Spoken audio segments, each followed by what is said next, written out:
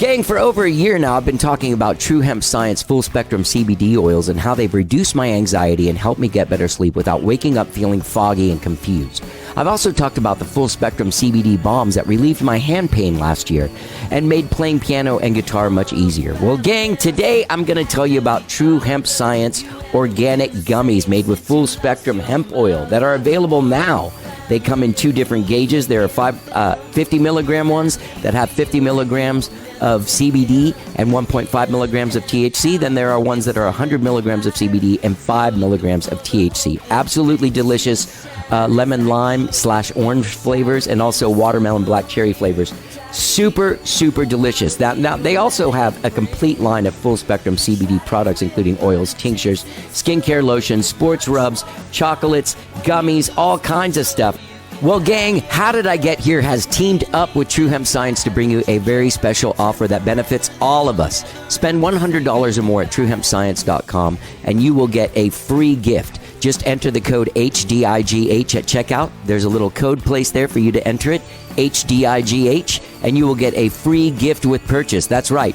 Go to truehempscience.com and balance your body and mind with True Hemp Science. Let's get down. And you may ask yourself, well, how did I get here?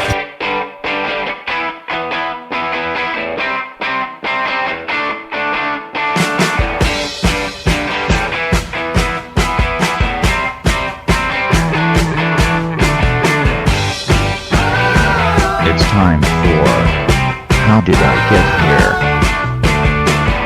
And now here are your hosts,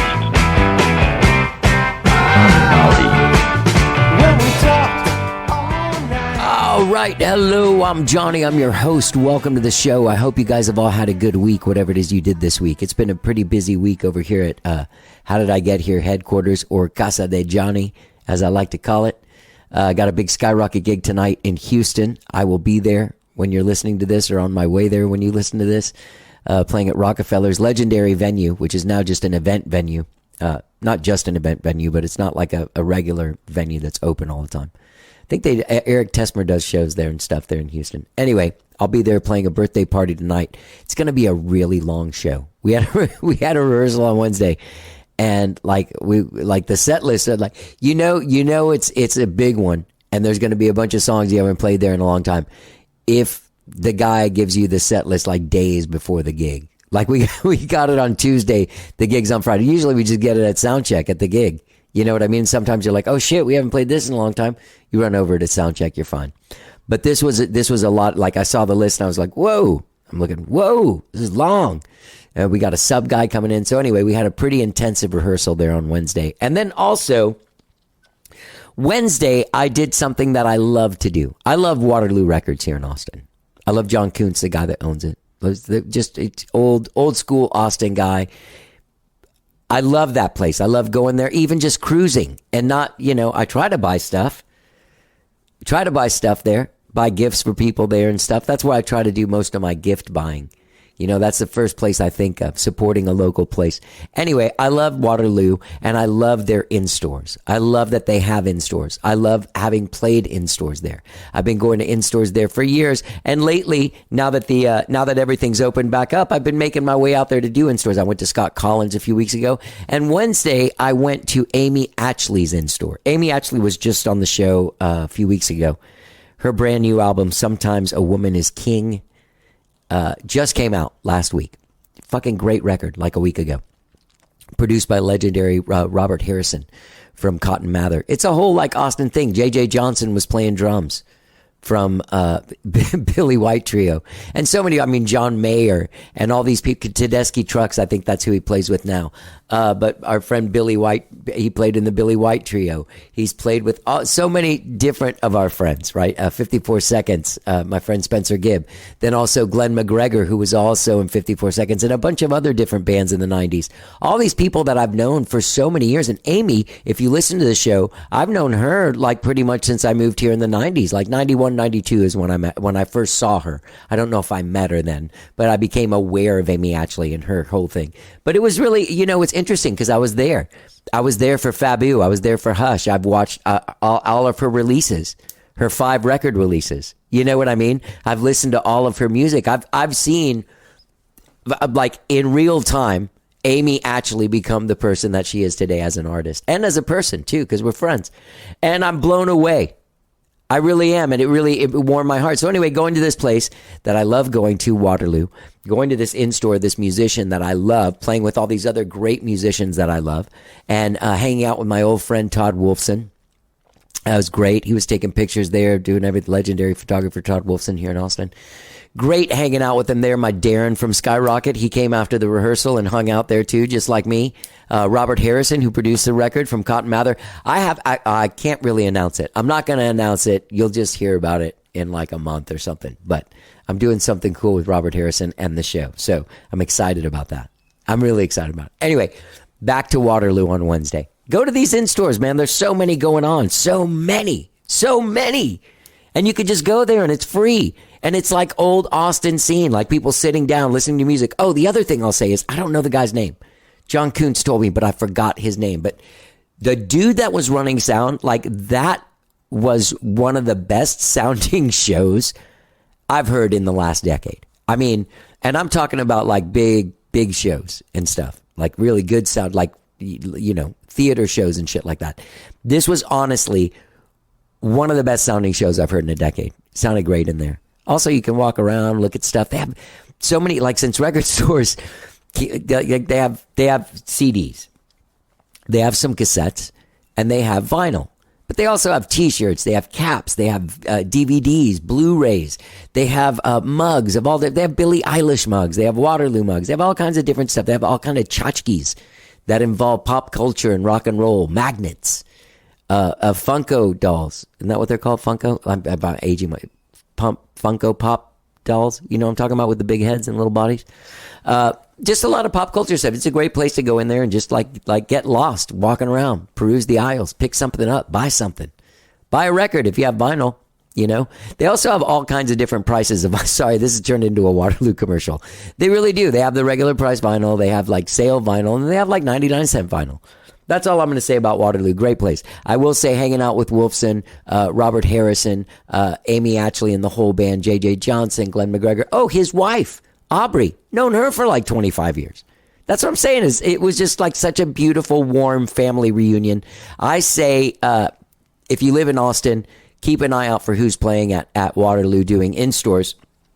And go out there. It's free. They're at 5 o'clock. You do have to go a little bit early because they're not very long. They're like 20 minutes. So if they start right on time and you get there at 5:30, you'll miss it, but you'll still be able to hang. But what I did was I left at like 4:30. And so I got there a little bit before, hung out with Wolfson, with Darren, and Robert Harrison. We all kind of shot the shit, watched the beautiful show, hung out afterwards, shot the shit, talked to Amy. It was just a good feeling. You know that feeling of family? You're like, I love being around people like this. That's how I felt. All right? Today's guests. West Texas Exiles are releasing their debut EP today. It's called Volume 1 and it's available now, right now, wherever did you stream and download music. And they're doing a Waterloo in-store on March 9th. I'll tell you all about it in just a second. But my dear old friend, Colin Gilmore, and my dear new friend, Eric Harrison, from West Texas Exiles, came over and talked to me about this record that is absolutely fantastic, how they came together as a band, the mystical, the mystical qualities of West Texas. What's going on out there? What's in the water? Why are people so like deep and mystical and psychedelic that come from there? It's so odd. That's a big question we have. This record's great. I don't know if I already said that, but there's great songs. Check out Charlie. Check out L.A. I'm going to play L.A. on the show. I guess I can play whatever I want, right? Eric Harrison, bass player of the band. All right. So he and I worked on a song, I guess, right before everything shut down in the pandemic. I want to say it was like last week of February or first week of March. It's called Sun, Earth, Moon. Sorry, I forgot the name of my own song. And we recorded it. I put it out in 2021. But it was such a delight to work with him and Michael Ingber over at their Studio 601, which is a very magical place. And that's where this band kind of came together. They started out with Marco Gutierrez and Daniel Davis as the songwriters. And Eric Harrison was playing bass and producing the band. And Trinidad Leal was playing drums. That was the core of the band. And then earlier at the beginning of 2022 or so, they got Colin Gilmore. Everyone here is from West Texas in some way. Colin Gilmore also. It's the son of one of the legendary West Texas dudes, Jimmy Dale Gilmore. And I've known Colin since he was a young guy, since he was a teenager. Now we're old and gristled. I don't know if we say that in the thing, but it makes me laugh. Anyway, this band came together, 3 songwriters, Marco, Colin, and Daniel, and backed by Eric and Trinidad on bass and drums, making this amazing EP, Volume 1. Available today wherever you stream and download your music. Now, for an extra plus, if you live in Austin, tomorrow night, Saturday, February 25th, they will be celebrating with a release show of Volume 1 at Saxon Pub at 6 p.m. That's a great place to see a show. And as I said earlier, March 9th, they're going to do their Waterloo in-store at 5 p.m. Their official South by Southwest showcase is Saturday, March 18th at Lambert's at 7 p.m. All right. They're also playing March 4th at Mason and Gin Line in Lubbock, Texas, living up to that West Texas Exiles thing. Go to West Texas Exiles to find out more about their dates, hook up with that music, maybe buy some music from them on their Bandcamp. I don't know how you listen to music or how you do it, but Volume 1 is out today, and here's me and Colin Gilmore and Eric Harrison from West Texas Exiles talking about that, talking about all kinds of stuff. Enjoy it. Let's get down.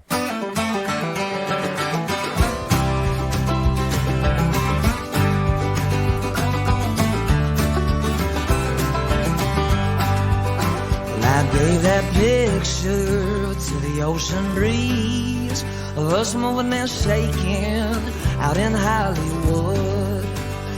West Texas Exiles. Yeah, man. How long has this been going on? I mean, we played our first show in May of last year. So, we were jamming around this time last year. Okay. That would be, me and Marco Gutierrez, Daniel Davis, and Trinidad Leal. We were all jamming in my studio. You want me to go into it or how we got here, or you want to just... You can explain to me that stuff, and then I'll talk about some of the music I'd like to talk. Okay. I broke the rules and talked about it off microphone with Colin. Oh, no. Well, I've known Colin for a long time. I know if you know I know that. some of the surprises here. I'm gonna look less surprised. Okay. Yeah, well, good thing we're on an audio medium. So it's Colin, I've known you for over 30 years now, 30-something No years. kidding. Yeah. Wow. That's crazy. Because I stopped working at Whole Foods in 1993. Oh, no kidding. That's when I started. Yeah. So you guys knew each other from there? But I knew him before because your mom and Janet and Jimmy used to come in with you and... Yeah, I would try to get a job there, and apparently I dressed too bad for the part, which is really saying something That's really for saying Whole something. Foods in the early 90s, Man, and- what were you wearing? I want to see that. oh, man. Yeah, what were you wearing? I mean... I know I was wearing jean shorts. Well, and I shit had a all the time. mohawk, and for one thing, and then if that wasn't enough, I would wear I think I had a tie-dye Misfits shirt with holes, Yes, full of it. I need to see that, Colin. And then I would. At one point, I don't know what possessed me, but even amidst the protests of friends, I would wear I found somebody's gold heart, a big old gold heart necklace, and I'd wear that. Like a rapper or something? Yeah, like a rapper filled with love. So you have a mohawk, a tie-dye Misfit shirt, which I'm sure those guys did not okay that, you made your own. Stuff that I would find at, remember Atomic City? Yeah. Stuff that I would get there. Yeah. I was like, if they sell it there, I'm going to wear it. I don't care what it is or... They used to sell Manic Panic hair there. Oh yeah, I had fuchsia. I had. Oh yeah, My hair was blue. I did a lot of sun in, Oh yeah. Okay. Which never got you anywhere other than just pea yellow. Yeah. Dehydrated pea yellow. Uh-huh. That's what I'm going for. Okay, so now that we got that out of the way, Right. You want the information, or you want the information? You said you guys were jamming around about a year ago at this point. Yeah. It's I mean, the backstory of it's kind With of Marco and Daniel. Marco, Daniel, and Trinidad. We were working on Marco's solo record from Dirty River Boys. He was during the pandemic. I've known him for a long time, and finally got him into my studio and working on a solo record. And he brought Trinidad, who's also with Dirty River Boys, in, and just to do drums. And then I slowly was like, let's produce this. And so we started producing the record, actually. So we brought Daniel in. I didn't know. And then so we were all just kind of working on the record, and then it just was good, really good chemistry. Like, it was just like, let's just do this more. And so we just started jamming in my studio. And yeah, around this time last year, we were kind of scheming on what we're going to do, and we were planning our first outing in May of then, and went to West Texas to go kind of see what it's about again. It's weird. I played a show in Lubbock in 15, 16, 20 years, I don't know. Wow, really? But, yeah, that long? Yeah, that long. So yeah, it started there, and then we kind of kept rolling, and it's a story, man. Like to bring Colin in on this was, I just had something in me that was like, we should collaborate with as many people. This is a really cool band situation. There's no ego, and so we just work together really well. And there was just something that was like, reach out to Colin.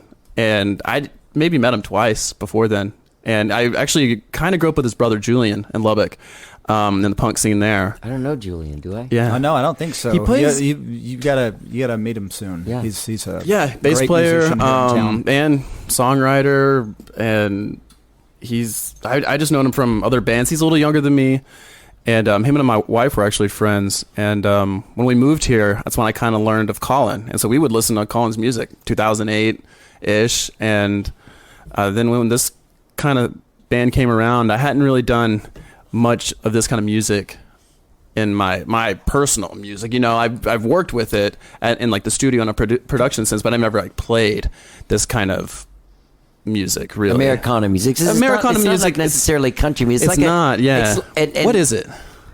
Let me tell you. Thank you.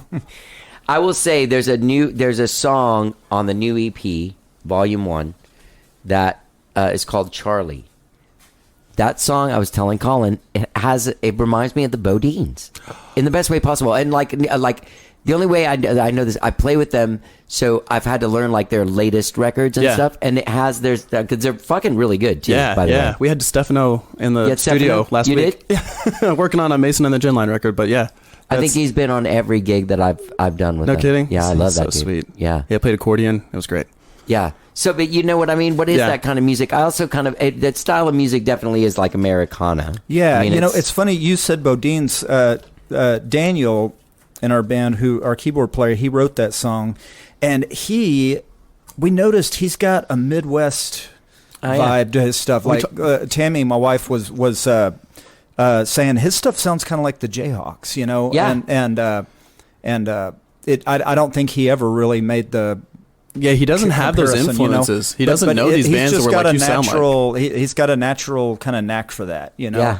It's something that I love, but it's always been peripheral to my stuff, Right. Well, there's a pop sensibility to that Americana. Like, it's not like straight up like trying to think of someone that's not very pop but Americana. You know what I mean? It's right. It doesn't lean into the folk side. It's like the Eagles in some way. Right, which is sometimes a bad word. Also with 3 different singers, songwriters, and that Yeah, totally. Harmony heavy. I think Daniel said, I don't love the Eagles, but I like the Eagles. So it's like that. There's that kind of influence of the Eagles in us because of the harmonies. We all love and the harmony songs. and music, I mean, and and the pop writing. It's pretty and hard. Like the Western touch too.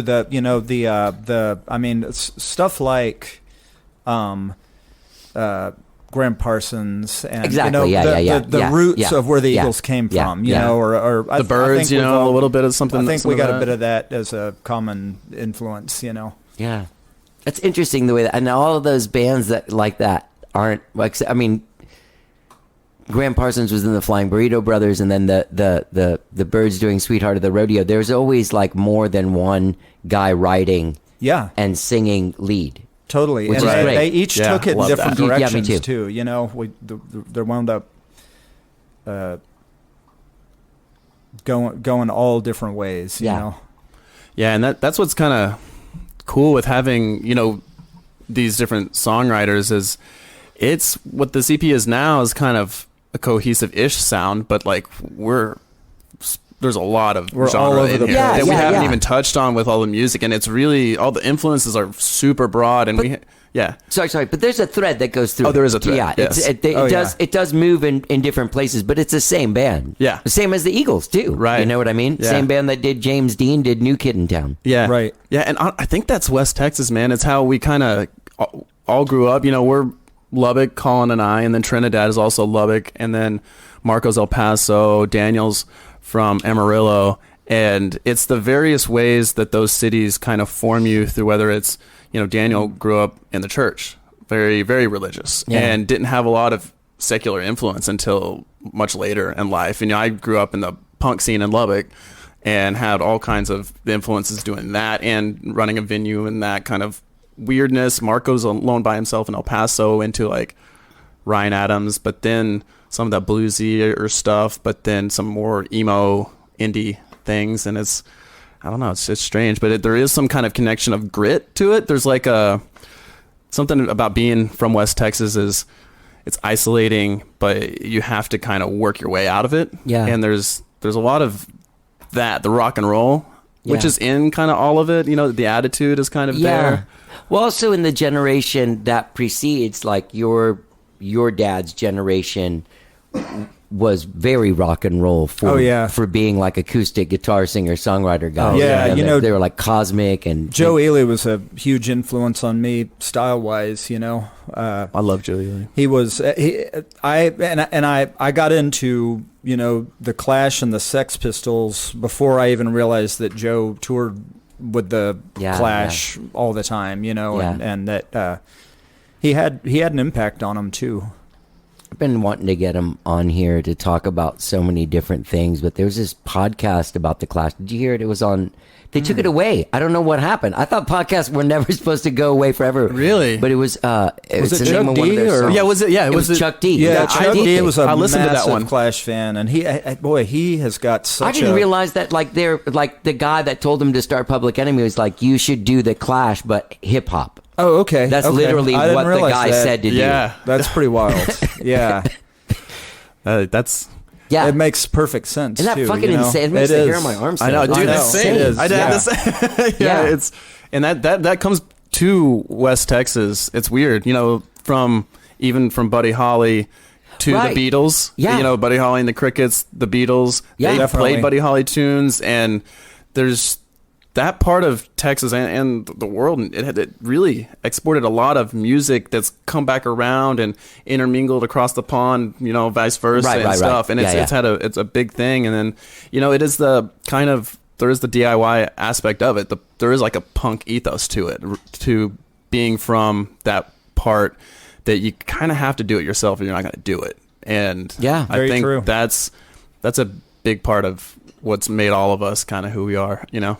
Yeah, I think and that all of the generations from there. Like, Sure.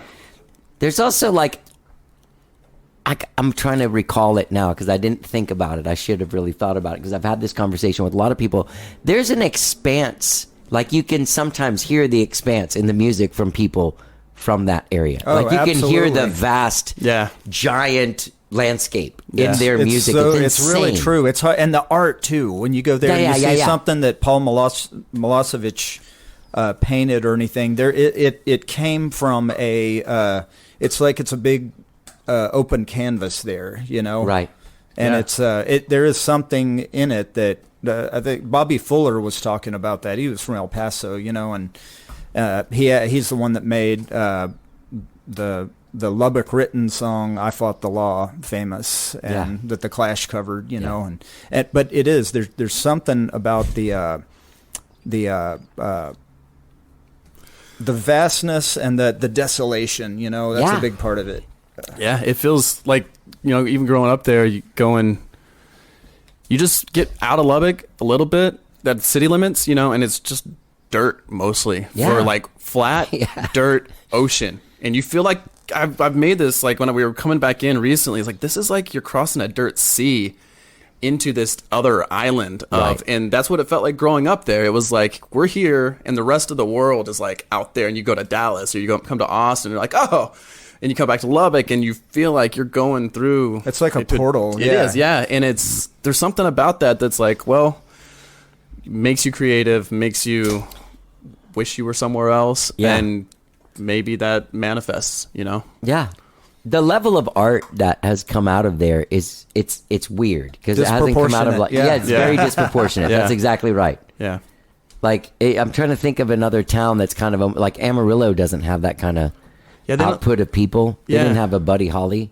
Right. There was something. The Amarillo's got its own kind of aesthetic. I think It does, you and know? it's pretty cool these days. But yeah, the music thing is really the hub city. Is what they call Lubbock. It really kind of is. From all the smaller towns around it, Waylon Jennings up in Littlefield. Buddy, Lubbock. right. There's, Terry Allen, That whole- Joe yeah. Ely. Well, Colin's then you dad. get and the yeah, thing is then there's Terry Allen, but then there's also like Bucka and Bale. Like yeah. Yeah. it goes on like Mac music. Davis. Mac Davis. Yeah. Joe Carroll Pierce. Joe Carroll Pierce. who we just lost recently. Sad. And just it's to me, she is an example of how out there Lubbock can be. When it comes to its creativity and what a in such a great way. Yeah. I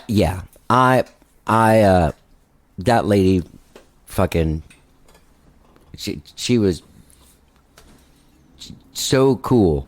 And a lot of it was she was so weird. I can only imagine what she must have Absolutely. been like walking through the streets of Lubbock as like Oh, a yeah. kid in the 60s. Like people must have been like, the fuck is wrong with you? Yeah. Oh yeah. I'm a Absolutely. genius. That's what's wrong with me. And you Exactly. just don't and get it, bro. I'm in maybe the wrong place for it.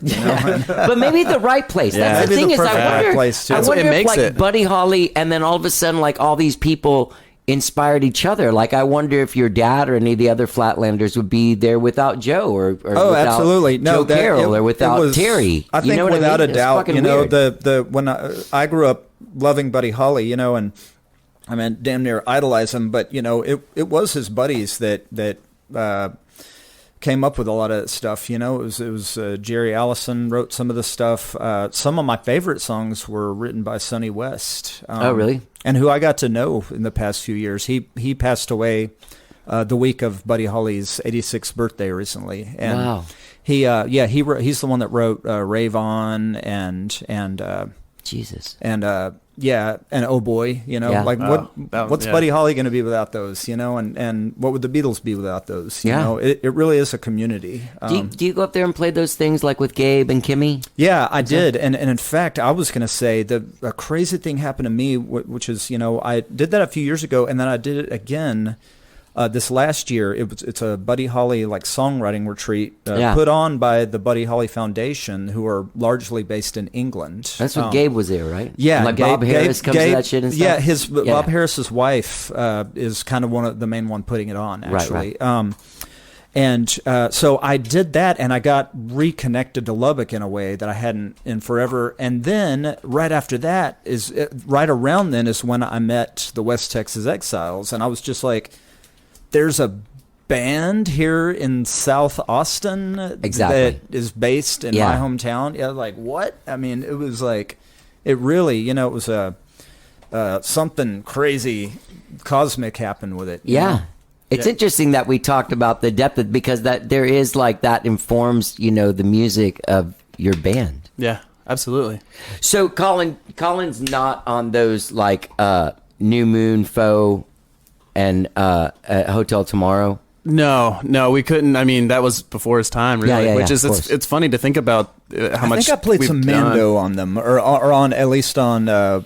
You're on Charlie. You're on Exile. But those two. Okay, gotcha. Yeah, Guys, yeah. Not to sound like a jerk, but I was in a 2-guy band, like in a 2-songwriter singer guy band, and then I was in a fucking 3-songwriter singer guy Yeah, band. yeah. That one didn't last very long.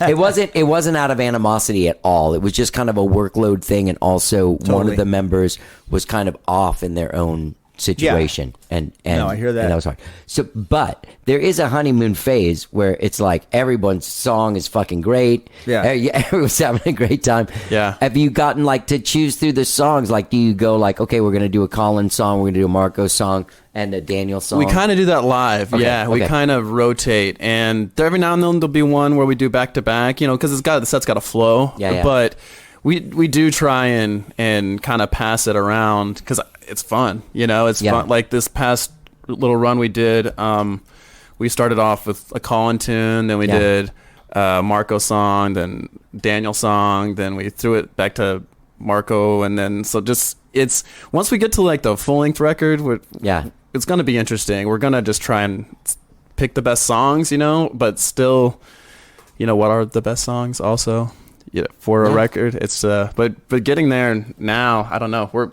We've been pushing really just to work on this EP, the marketing of it, the promotion of it, but we have a lot of music lined up for this next year that we're gonna put out. So did you are you producing it? I am. Yes, I'm sure it's but like a think tank, and it goes like you're the last guy. Well, you're the actually, guy that gets Mike blamed. Ingber is Okay. what I purposefully was like. Let's have Mike really produce this. Let's let Mike have some creativity and being a producer. And I want to be a bass playing, still producer, singing. We're working on the songs outside of this. Let's be like a band and let's do that.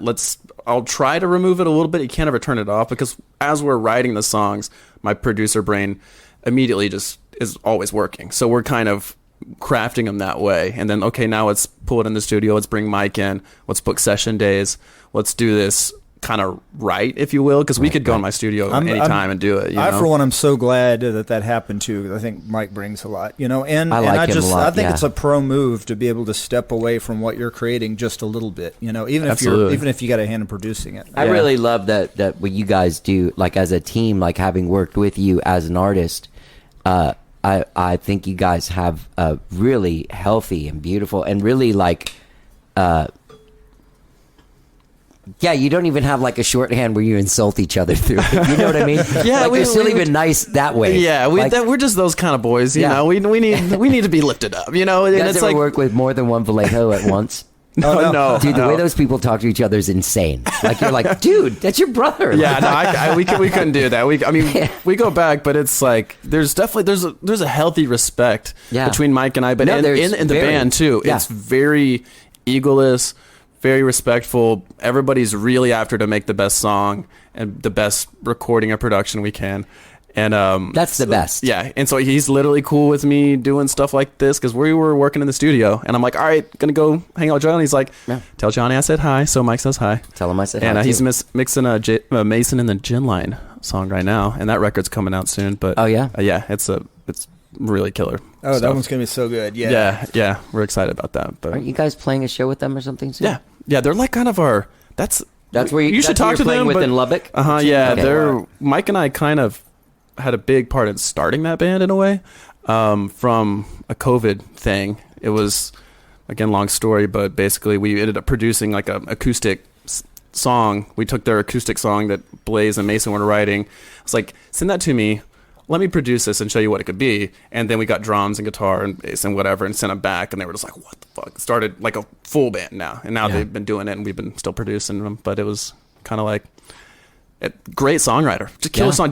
He's a literal pipelining, welding guy, big dude, just writing really good songs out there in Lubbock and just never really had anything pick it up. And I was just like, that's great. Let's do it. So when I heard him play, when he played the Buddy Holly Show tribute opening, you know, the whole show, I was like, man, I forgot what Lubbock could be like. And I think Mason really was like, personified that. All right, it's back, you know. Yeah, he's unassuming because he's a big guy. He looks like he could beat the shit out of like he you, could walk through but a he's wall, super nice. Those guys are hilarious, and that's again, it's country intertwined with rock and roll, and they've got that. It's like Tom Petty meets like Texas country, basically. And with having Kale and me on bass and Mike, it's how we play together. Kale Richardson, we're the core of what the studio production is.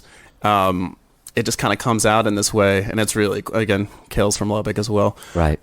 So, and then we have Mike from Long Island, New York. Yeah, you know, like you it's, gotta have someone he's great, man. He's keeping really it great. real out For there. sure. You can have He all these definitely- nice West Texas people. No, Yeah, he does. exactly. He keeps it real in a very nice way, Oh, yeah. but he doesn't. We don't let shit slide that we're not happy with, or No. like, or at least we're feeling. We'll express this. Let's talk about this. Yeah.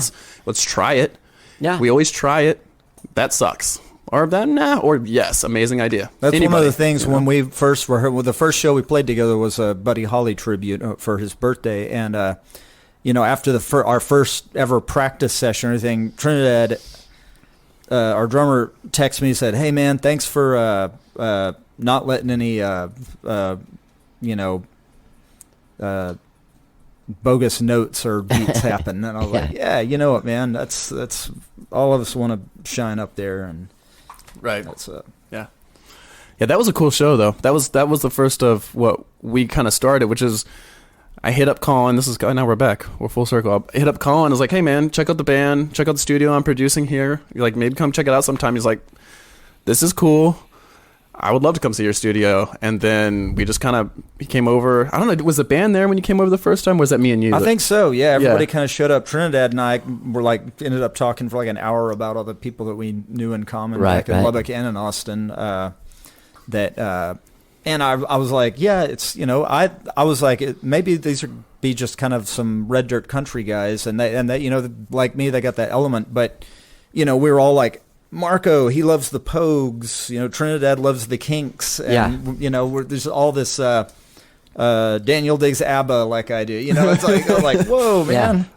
There's some all over the world crisscrossing. Man, ABBA was up for like a lot of Grammys. Oh yeah, really. Did you guys see the thing last night? I missed it too. No. Oh, good. So you guys aren't on the thing. Did you notice like over the last couple of years, like everybody you know is like now a Grammy board member? Yeah. No, we're board members now. Oh, you are? No. But most people are. I know. Yeah, no, it is kind of weird. Yeah. Yeah. No, I don't. I've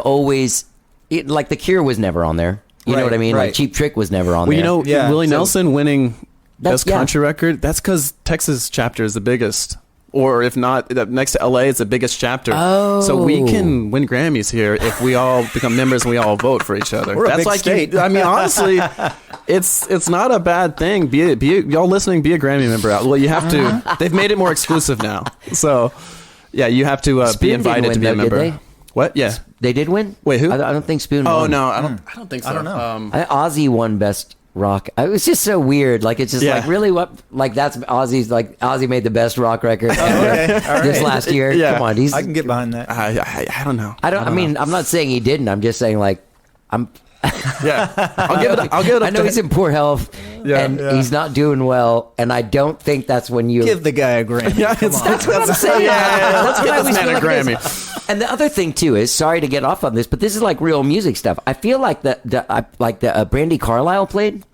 and that's the most rock and roll. Like there's nothing country about what she did. Oh yeah. She was playing a Les Paul. Yeah. Right. She was rocking. Yeah. Everyone Yeah, had yeah. distortion and stuff. She's yelling. Yeah. Yeah. It's more of like a. That's how I think Americana is rock and roll now. Yeah. I think whatever like alternative rock might have sucked the. You remember like Thrice and all of this kind of stuff that happened Oh yeah. I was into that. to all of us. You were? Yeah, I was, had a 7-string 18 in bass? 2003. No, yes, Whatever. Yeah. 7-string I've been guitar. noticing Yeah, how right. few strings you have on your bass. Yeah, there's so many strings, man. They're all for my dad. That no, Dad, you don't let me on 7-string bass. No, yeah, I grew up on that stuff. That was pop punk, into emo, into Emo. hardcore. I Yeah. fell off when it started screaming a lot, but it was that emo pop punk stuff I was definitely into. And Marco and I share a lot of that, but nobody else in the band does. It's funny, all of us as a band members kind of have these connections in a way. Like we all like stuff in like duos. Like Marco and I both love Rancid. Like, and nobody else listens to Rancid. Like we fucking love Rancid. I like Rancid. And yeah, okay. Well, there you go. But Marco and I, it's the Pogues. Yeah, and I had it's never like- really yes, listened to the this- Pogues, We were way into the Irish stuff. And See, so you probably never really I'm sure your whole life then when you're watching the Grammys, half of the people you're like, who's this guy? Yeah, Like, this is like the most famous person in the world. I've never seen this it's person more in my like life. it's more like Yeah. when somebody wins. on the rare occasion that somebody I'm into wins, I'm just like, oh, good for them, man. This is cool, But it's never been anything of like, oh my God, why didn't this person win, or why didn't right. why did that person win? I'm like, oh yeah, cool. I mean, it's sort of hopefully that'll make them. Get them some album sales and be a cool thing to brag to their friends about. It's dude. Like 15 years ago, Eliza Gilkyson was nominated for a Grammy. That's right. Yeah, and I was wasted. And I've known her since I was like 13 years old, and she didn't win. And I wrote her like a 5-paragraph thing about how much everyone sucks compared to her in the world. You're a good man. She wrote back, "Thank you, you're sweet. Are you okay?" Let's talk about you from this. I'm fine. What is going on, buddy? No, that's yeah. I don't know. My dad kept getting beaten by his friends, actually, or he got nominated 4 times, but it was like one time he got beat by Bruce Springsteen. That's okay. That's his friend. Actually, they know each other probably through Joe, That's so cool. But I think Tim O'Brien beat my dad one time, and we're like, oh, that's cool. I was like, how did they wind up in the same category? Like the bluegrass guy, and then right. It's a. I think when like somebody recently was talking about Americana, and they were like, that's not a genre, it's a community. It's like, it's. I have a problem when people say, like, what kind of music do you play? Singer-songwriter? And I'm like, okay, James Hetfield is a singer-songwriter. Stevie Wonder is a singer-songwriter. That narrows it down. And Bob Dylan is a singer-songwriter. Which one are you like? What I mean is I have an acoustic guitar and a capo, and I'm about to tell you a long story about where the song came from. About something that happened to me leaving Abilene on my way to San Antonio. Oh, yeah. Yeah. Go figure. And my wife is like, didn't really even know Americana was a genre until like recently, which is like, I had to explain to her what Americana is, and like other people, which is very odd to me that people haven't heard of that, but it's I don't know, but it's like, what is Americana? I was like, we're an Americana band. She's like, well, what does that mean? Like, there was a push at one point, a really strong push to get Americana listed as a genre in the Grammys, and I don't think it ever happened. That shows you how much I watch the Grammys. But my thing was like, is that good, or is that going to just pretty much pit all of us against each other? For one, we're going to we all have one shot at. The weird thing is that like Americana, like say in the late '90s, like in the Wilco being their era, you had a pretty good understanding of what it was. Totally. But then it branched. Like a guy with a Casio and like a theremin could be an Americana. Right. You know what I mean? Yeah. It's weird. To me, it sounds like more of a genre that's outside of America. It's like what they would call I guess Americana music. It's the American genre with an Italian name. Right. So you guys are handling the marketing and all those aspects. You're saying that's what you're kind of focusing on with this? Man, being in a band, it's a lot to do. And try to, It's cats wrangling cats. It is. It's cats wrangling cats. And it's, we all have our strengths and stuff. But right now we're, trying to do the right thing as far as, okay, let's try and promote this record. Let's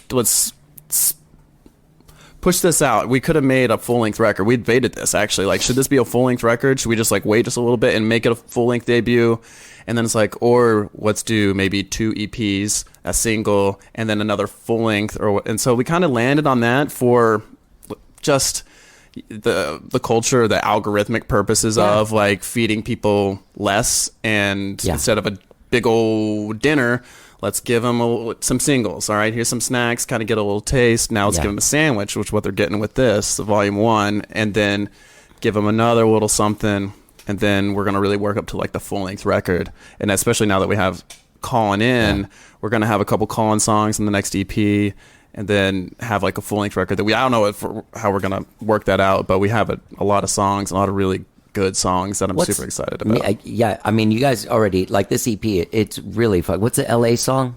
Sweet LA. Sweet LA. Yeah. That's a fucking great song, man. I love that song. That's Marco Gutierrez. Yeah. That's a storytelling song, and it's like, I get to be removed from like and still part of the process. That's what I love about producing is like I get to give perspective and enjoy it, and like get to try and pull out all the things that I really love about what this artist is doing. You know, what I love about the song that they've written, and where I feel like, you know, maybe we could push it one way or the other. And that song's great. We haven't got to play it lately because we've only done some like short sets and trying to fit all the songs in, but that song is maybe one of my favorites. It's something else. And you know what, also that song displays Marco's chops, you know. Wow, that guy can play guitar. I feel like it's a little bit, it makes us a little bit of a secret weapon. When you know, because a lot of times when you get a bunch of singer-songwriters to form a band, it's like, all right, who's gonna really, you know, shred at this part, you know? Not me. Don't look at me. He's really come around as a guitar player, because you know, in Dirty River Boys, Nino was kind of the shredder guy. He would be take the solos, and for the most part. But Marco has become a really cool song, like melodic bluesy guitar player, and just like answering New Moon Foe, like Hotel Tomorrow. You just listen to all that lead guitar stuff. That's Marco like singing with the guitar, pretty much. It's that stuff. And so that Sweet LA, you guys haven't heard it yet, but starts off with a riff, and that's Marco and Daniel playing that on acoustic live together in the studio. So I made them set up live. I was like, we're not going to be able to, like, the vibe of this song is as live as we can do it. Right. So they just played it together. And it really didn't take him that long to just nail it. And then we just kind of built it from there. Daniel has really great guitar chops, but he's a killer keys player. So that's a good thing to have. It is. It's because that's the thing because not a lot of bands, Americana bands. He's real soulful with his piano, organ playing. You know, the melodeon. I'm trying to get him to learn accordion, but we got Colin. He's playing mandolin now a lot on stuff. Yeah, I'm trying to catch up to these guys with that. You know, I've been dabbling in it for a long time, and now I'm like, I gotta get serious with it. On the record, we got Noah Jeffries on that song to do that one before Colin was in. Noah plays with. And I just saw him with Tony Camel, but he was just I love Tony Camel. He's played with so many bands I can't remember, but I know him from Dirty River Boys days. But he's a prodigy. Plays violin, fiddle, whatever you want to call it, and a mandolin. Is he part of like the Bruce Robeson? I think world of people that play. The players here are ridiculous, man. So we're trying to keep it as much in house as we can, but still have a community. And so, you know, David Fralin was on accordion on Hotel Tomorrow playing that. He plays with Josh Abbott and then Cale Richardson. But Cale, he's played with us like once live and something. We're really trying to get those guys in. We would love to ideally have them in our band full time. Just like Fralin on keys and that stuff. And then you know, it was cool. when I had that band Liars and Saints, that was the 3 lead singer thing. It was me and Jeremy Nail and Casey Crowley, and Jeremy Nail kind of carried the weight lead guitar wise. But Casey was dating that guy Will Mack. Okay. Yeah. He's at the time, Blue October now. I think he just left Blue October. Oh, did he? And he's on with a big country guy. Oh, I can't remember who it is. But he was at our gigs all the time, and one day I was literally like, "Do you have your stuff like there? You have a lap steel?" He's like, "Yeah." I was like, "Why don't you just come up and play?" And he was like, "Oh, I don't know this song." I was like, "You've been at like 4. I mean, you know it. You're one of those guys that I don't like Scrappy, or like a guy like Gabe Rhodes. Like, it's almost better to not teach it. It's more fun, right? You know, Totally, right. And then he started playing with us whenever he could, and it was rad. Yeah. Oh wow. Yeah. That's Oh, sorry. No. Now there's something about in podcasts. The community aspect of what we're doing with all the musicians around here that are from West Texas and stuff. Really kind of wanting to grow that and really engage a lot of that. I think that's cool. Yeah. Because you hang out with somebody from West Texas, you're just like, I know this guy. Yeah. That's why when we all got together, we're like, oh. Yeah. And we're literally like best friends now. We hang out outside of playing in the band. It's weird. it's awesome. It's very strange. And it's so. an energy that spreads too. You know, it's like you can somebody from there when you start talking to them, but then it catches on a bit. You know. Yeah. I mean, Buddy Holly took it to New York City and then died quickly, but you know, had a hand in kicking off the Greenwich Village scene. You know, like. Oh, really? Yeah, he did. Huh. I found that out. Those guys would see him walking around with his guitar and go, "Oh, this Buddy Holly over there." He was like the first star that kind of moved into that. Right. Yeah, beat writer era, you know. Yeah. They recorded some of his last songs with the orchestra and really like Raining in My Heart and and True Love Ways. True Love Ways. That's one of the best recordings of all time. Listen to that recording and it's just like Something else, man. It's his voice is like so rich and the orchestration is It's pretty amazing how quickly he developed as an artist. Oh my like, God, yeah. And a lot of it was his own doing. It wasn't like somebody else found him and said, "Do this." He was really, you know. Yeah. He was just like trying out. There was a story that Robbie Robertson met him, like went to a show of his in Canada, and he walked up and he's like, "Mr. Holly, what how do you get that guitar tone?" And he said, I figured out that I have one blown amp and one clean amp. And speaker? Speaker. Yeah, Oh, yeah. Yeah, so he was really innovative, production-wise. Well, just slapping on knees on those recordings, I know, with Norman yeah, Petty so and wild. Clovis, New Mexico over Yeah. there. Just like Norman Petty was a cool production. I don't know, man. Growing up there, I never really got into Buddy Holly because it was so ubiquitous. It was just like, as a kid, you always hear it about it. It was just a thing, like, that's old shit, whatever. Yeah. And then leaving Lubbock when I was like 20, I moved up to Rockford, Illinois, and joined a Cheap power Trick. pop band. Yeah, I learned about Cheap Trick. I was like, oh man, so sweet. But that's when I really had a lot of respect for Buddy Holly. I started like diving into the songs, and it's just like, wow, like there's so much more to this than like is on the surface that you kind of get when you're just like, growing up. And I don't know.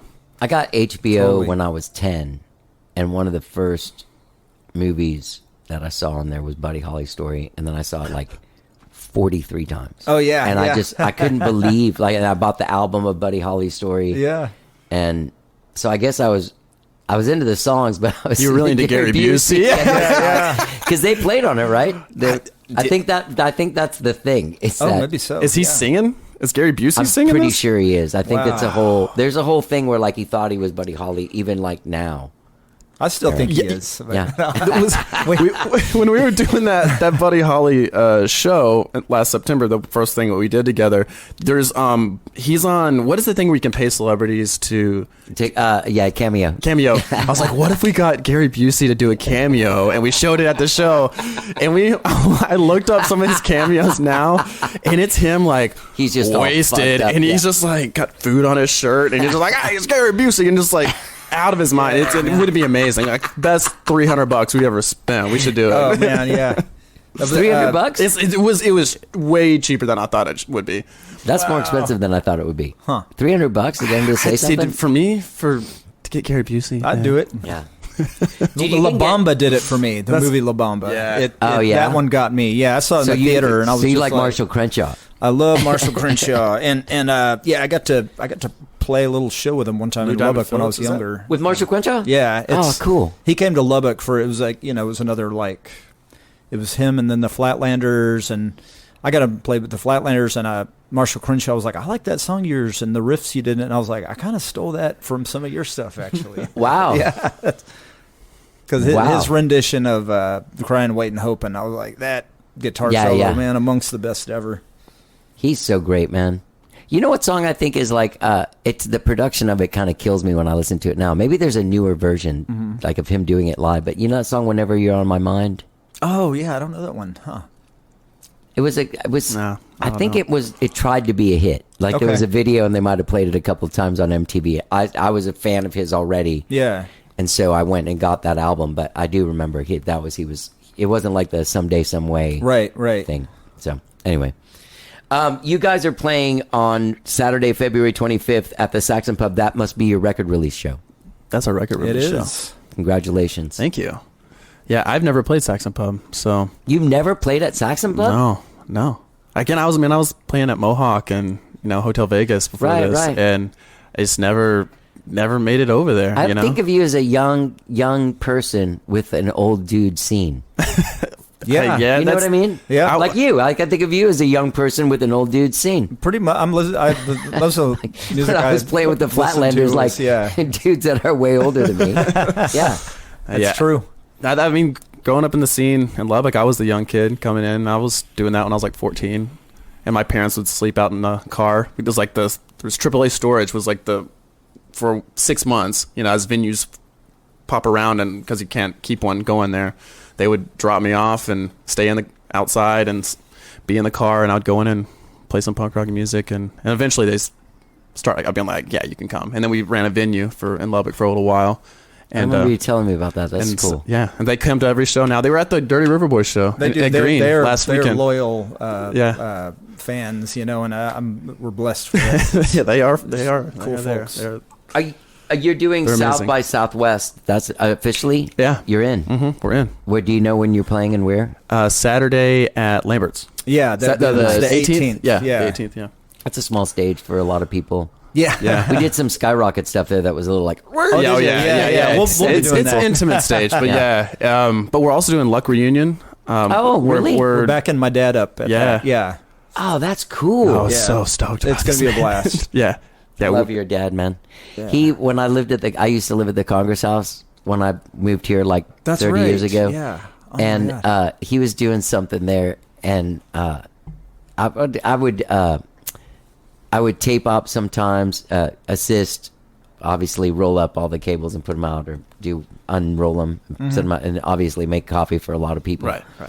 And so I made coffee for Jimmy one day. He goes, I go, hey, Jimmy, you want cream in this? And he goes, yeah. So I pour some cream in his coffee, and he takes it. And I'm like, wait, here's a spoon. He's like, I don't need a spoon. I like to watch the galaxies form. Oh, yeah. He just stared at his coffee. It He was did that. amazing. I remember that. That's so funny. He showed me that. And at one time,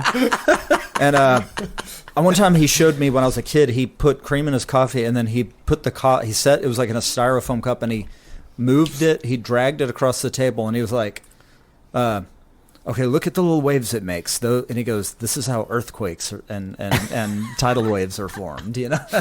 Your dad can do a amazing. lot with a cup of coffee. Yeah. He took that Yeah. far. That reminds me. We met Butch Hancock out in Terlingua when it was our second excursion with Colin before he was in the band, and we met him out there, and he's just got that same mentality, just a way to look about the world and just go through life. That's very, it's inspiring, and like how do you get it? Galaxy is just spinning around in that guy's head, and Yeah. you see it in his art too when Butch draws. Yeah. You're just like, oh my God, this is like, I can't believe this many things are going on in one head, Right. Yeah. What a And planet. being expressed so well, Right. I'm just like, Yeah. whoa. That man, one of the other things about Joe that has fascinated me is that high res. Yeah, I have album. that record in the studio. Yeah. Yeah.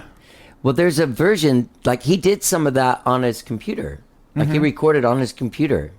And there's a version that he did all of it recording on a computer like in 1983. Joe, It's like the I first need to guy know more ever about do this. it. Yeah. What? He put it out. It's on. You can find it on Yeah. Spotify. I went and listened to it. Is it the before 84? Before 84? Or is it that's like Cool Rock and Loretta's on there? Yeah, but yeah, that's yeah, like yeah, what's yeah, on yeah. High Res. High Res isn't on Spotify. No, but there's. But we'll figure it out. Yeah, we're But gonna get there. Yeah. There's a version that he put out that is like the demos of it, which is what he recorded. It was wild how his computer. he and my dad, in particular, Butch, to some extent, but he and my dad would that back in the early '80s, they figured out how to do what all the super geeks were doing, which is would type to each other in two different towns, on the Wow. computer. 10 years before the internet really Sure. broke or anything. And for a time, Joe and my dad made it a point to try to outdo each other, trying to get the newest, like my dad got Right. an Apple IIc. Right. And then I remember Joe got one, this computer, I don't even know what it was, but we looked and we were like, these graphic. It looks like you're looking at a TV. You know, before that it was like little green squares. You know, and- Well, high res. I think that they did that on a computer. I'm assuming it is because the art's all pixelated Weird. and stuff. Yeah, Yeah, yeah. you know, and I guess it kind of sounds like it now. It was. I'm trying to think what year that came out. Was it 85 maybe? Because No, it was 84. It was Dire before Straits I moved here. Dire Straits record was the first CD that was ever pressed. And Oh, that's, really? The one with Walk Alive or whatever on it. And Oh, okay. Yeah. So that's around that time. I don't like Dire Straits. Oh, really? Just said that. Oh yeah.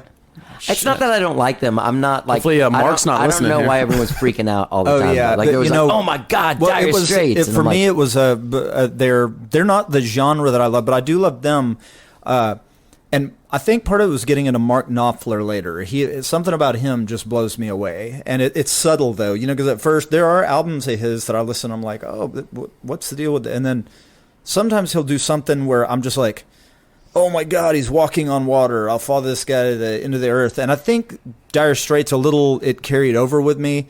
Like like Sultans of Swing I like, but then Money for Nothing, that guitar riff, I could listen to that forever. Yeah. But Yeah, I that can is pretty understand why bitchin'. other people are like, I'm Yeah. not listening to that. You know, it's like isn't that one of those riffs like Smoke on the Water that nobody plays it right except for the original Oh, guy? I think Sure. it's You gotta because have it's the how it right was tone. recorded and produced. It was like an accident, Is like it how in a they got weird that tuning or sound. something? It's something with like and it was one of the island record, you know, the one that was recorded on that island. was it with Montserrat? along Was with it, all it was the at other Air with Sting George and- Martin. I think yes, Yeah, yes. at Montserrat and Air Studios there. There's a good documentary about that. Who Duran, everybody recorded at the same studio in the Caribbean. Yeah. islands. Are you thinking Yeah. about Compass Point? Is that what it was? Well, there's Is Air that one from- Studios in Yeah. Montserrat. That's George Martin and Jeff Emmerich went out there and started that. That's George Martin's post EMI days. Right. The and then Police, the everybody police, recorded Ghost in the out Machine there. was right, out right. there, and that's those videos. That's where they are from yeah, the videos. yeah, And then Man, it gets go- wiped out by a hurricane. yeah, and it's still slash there. I think it's just still volcano. just like a shitty building there. I'm like, I want to go back. I want to Oh, see it so man. bad. Like, Yeah. there's a cool. I'm a big Police fan. But, Are you? Yeah. That's a band that I lost my. Ghost in the Machine. I still love. There's something Yeah. weird and murky about Yeah. that record that I just think is awesome Yeah, sounding. it's probably them just punching each other. You know, that was that was when that turmoil was really huge. You know, Yeah. and then obviously Synchronicity, but that's my favorite Police record is Ghost in the Machine. Yeah, yeah. Man, we could probably Invisible do this. Sun on there. Yep. Yeah. Yeah. Yeah. See, that Every little song thing she sounds does is murky magic. and weird, right? That song's every little thing she does is magic. Sounds like the vocals real back. Yeah. And but that's like one of their biggest hits, and it's just like it's a weird mix, and that's. I was trying to remember. I think who produced that one, but Yeah, the guy that produced the next one, which is weird because it's the same guy. was it Alan Parsons? No, remember Alan Parsons? I thought it wasn't Alan Parsons. I think what I just said that to you like he was a guy that worked at Whole Foods. Yeah, remember you know Alan that, Parsons? Oh, From produce. yeah. Totally. Man, he smelled bad, but he had really good weed. For me, like I totally kind of suck at anything history wise, but something about with music, as with any kind of events, the making connections between people, like being surprised, especially when I'm like, oh, this country guy and this reggae guy were friends and influenced each other, Right. stuff like that. Just kind of always Yeah, I mean appeals to me. that Joe Ely and the Clash thing. When I learned that, Yeah. I was just blown away. I was like, So "You got to amazing. be kidding me!" Like Joey's on "Should I Stay or Should I Go?" Yeah, and he's the guy that yeah, that wrote the Spanish. And Bob Marley was a big Clash fan too. I mean, vice versa as well, of course. But that was the Clash. Something about them was kind of tied bits of the world to each other. And Well, I think it was at that time, especially them like making pop music, if you will, with a purpose. They were called the only band that matters at some point by some of Right. the people but they were in that time when there was, they're singing about social issues and Yeah. grew up in it. And that's, growing up in London and the whole reggae scene, their whole plight, it's different, but it was similar. And they Yeah. all Yeah. kind of, the punk scene and reggae scene intermingled there. Those guys, man, I can't remember. Well, I guess part of it was in that podcast about them. But there's a documentary about the US Festival, and like those guys were like total. They just were like they played Shea Stadium and then came out and like yelled at everyone for like helping them sell out. You guys are all dicks. Fucking you're like, hey.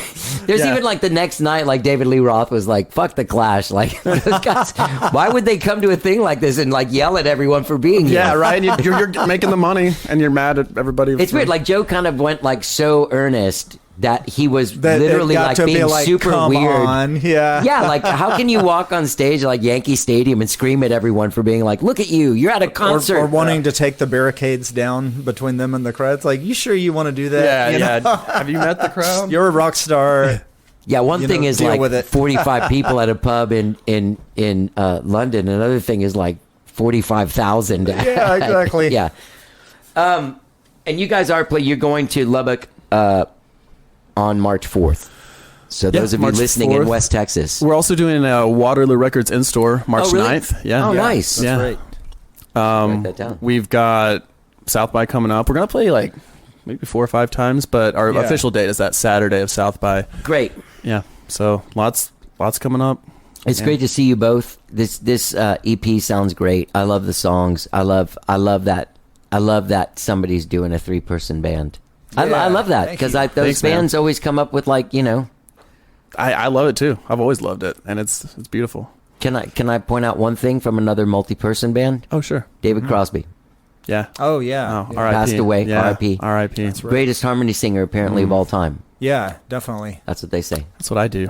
That's what you do. I don't sing the lead. I'm the one guy singing that doesn't sing lead. I'll maybe sing one sometime. Trinidad, actually our drummer, he used to front a band called Dixie Witch at drums. I've seen Dixie Witch. Yeah, that's our drummer. That's him. Trinidad. Yeah, Okay. that's him.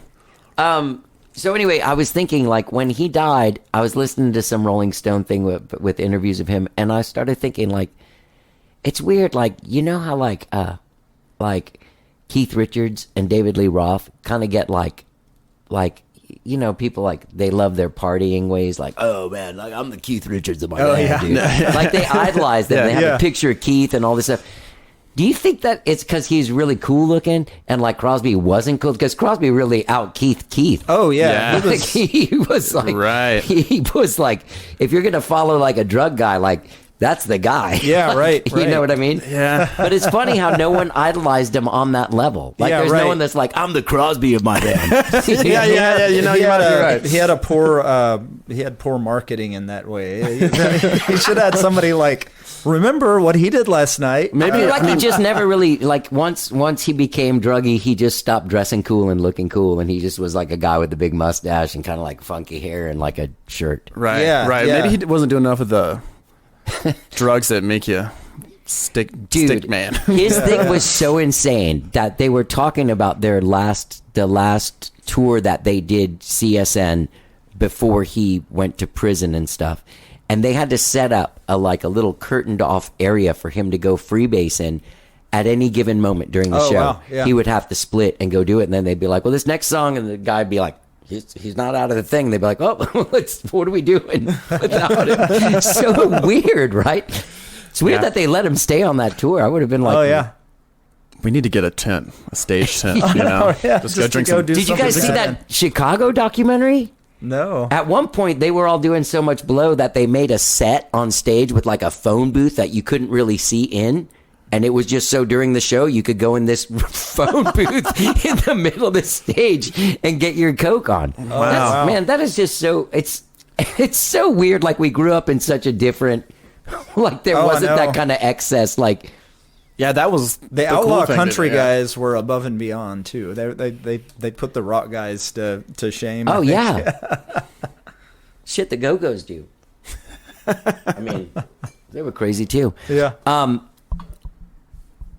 Volume 1 out February 24th. I think I'm going to put this out like that week, right? Is that cool if I put it out before? Yeah, that'd be awesome. Go to the show, Saxon Pub, February 25th. I will not be here Saturday, February 25th. I'm sorry about that. Oh, Johnny. I know. Well, you'll have to come up, jump up, and play something with us sometime. I just want to see I'd you guys, love but that. I'd be Yeah. honored to jump That up and would play. be awesome. I sang on a Clash song. That's On right. this- What song did you do? White Man in Hammersmith Palais.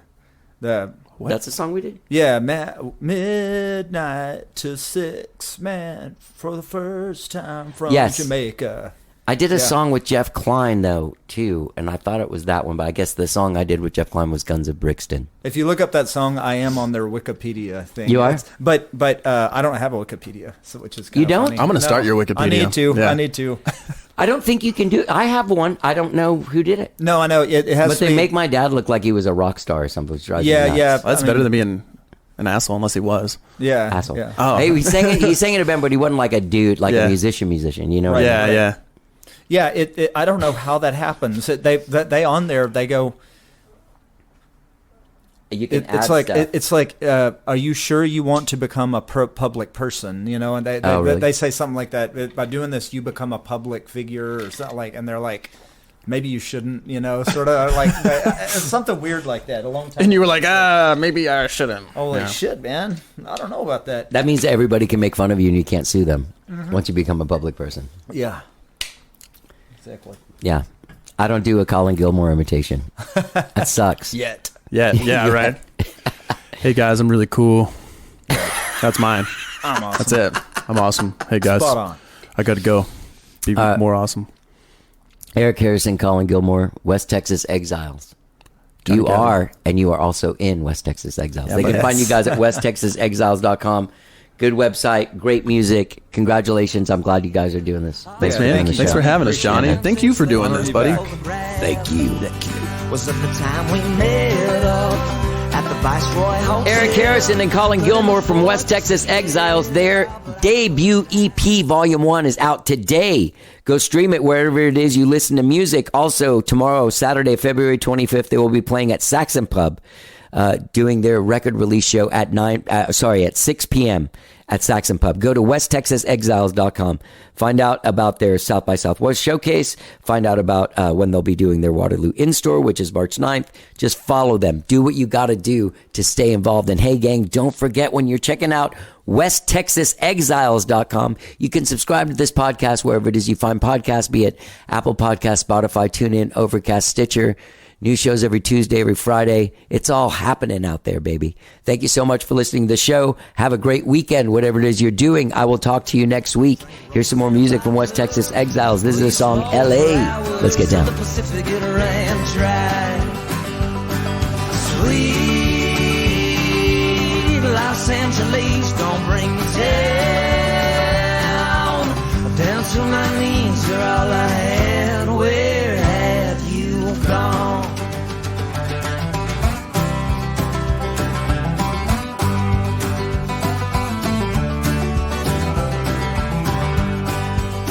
Then the months they crept up like a tide after sunset, until you taste the ocean, you don't know you're drowning. And we were out in Venice with the moonshot vagrants. You were smoking Benson's, talking to another man. He was denim and muscle, you were looking like a model. You ain't laughed like that since our pictures from the hotel. Sweet Los Angeles, don't bring me down. Down to my knees, you're all I had. Where have you gone?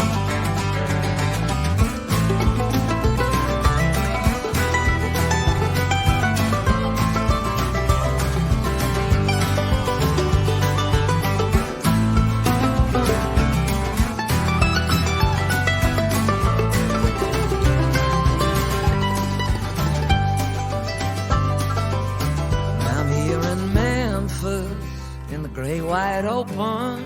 I can't see my future, cause my past has been hunting me down. At least that heartache no longer haunts me. It's blowing gently away on a Pacific breeze. Sweet Los Angeles, don't bring me down.